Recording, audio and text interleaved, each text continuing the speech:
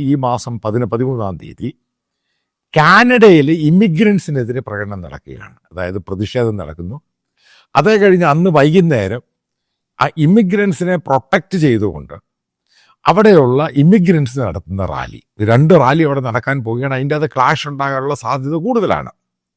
ഇനി അടുത്ത ചോദ്യം, ഇത്രയും പെട്ടെന്ന്, അതായത് കഴിഞ്ഞ 3 മാസത്തിനുള്ളിൽ ഇത്രയും രൂക്ഷമായ രീതിയിൽ ഇന്ത്യക്കാർക്കെതിരെ ഗ്ലോബലായിട്ട് ഇഷ്യൂ ഉണ്ടാകേണ്ട കാരണം എന്താ?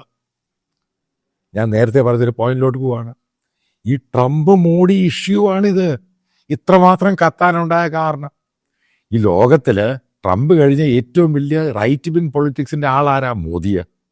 ട്രംപ് കഴിഞ്ഞാൽ, കാരണം വലിയ ജനാധിപത്യ രാജ്യമാണ്, BJP ആണ്, RSS ആണ്. ഈ മോദി ട്രംപ് പാറ്റാണ് ഈ പ്രശ്നം ഇത്രയും രൂക്ഷമാക്കിയത്.